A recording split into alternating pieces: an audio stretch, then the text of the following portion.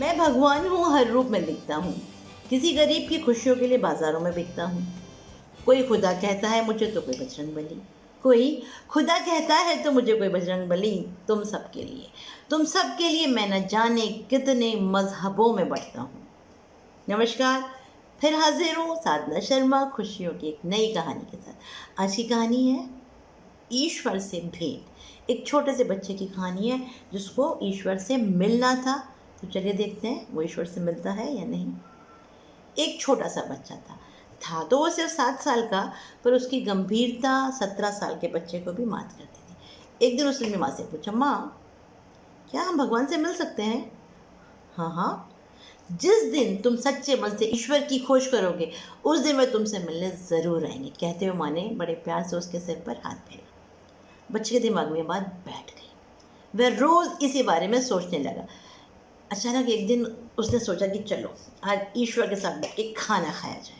उसने 4 रोटियां बांधी और घर में बिना किसी को कुछ बताए घर से चल दिया। चलते चलते बच्चा बहुत दूर निकल गया।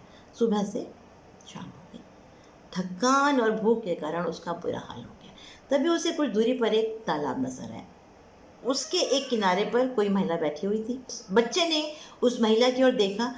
उनकी उम्र कुछ 70-80 साल रही होगी, लेकिन उसके बावजूद उनके चेहरे पर, उनकी आंखों में गजब की चमक थी। वह महिला भी बच्चे को देखकर मुस्कुराई और उसके सिर पर प्यार से हाथ फेरा।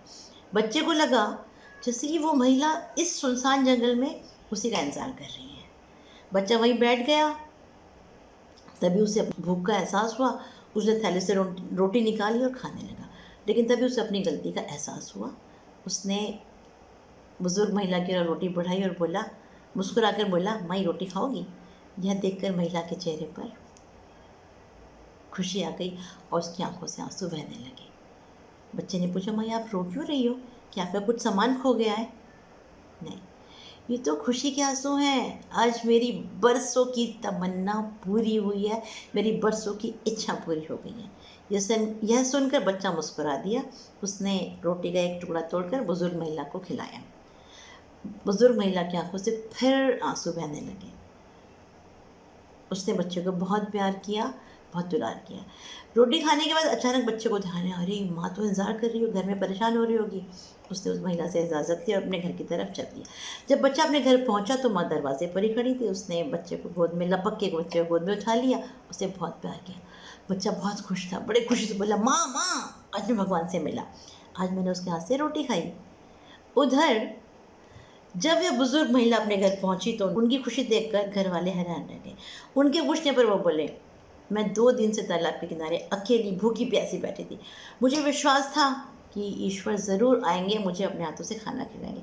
आज सचमुच उन्होंने मुझे दर्शन दिए और अपने हाथों से रोटी खिलाई।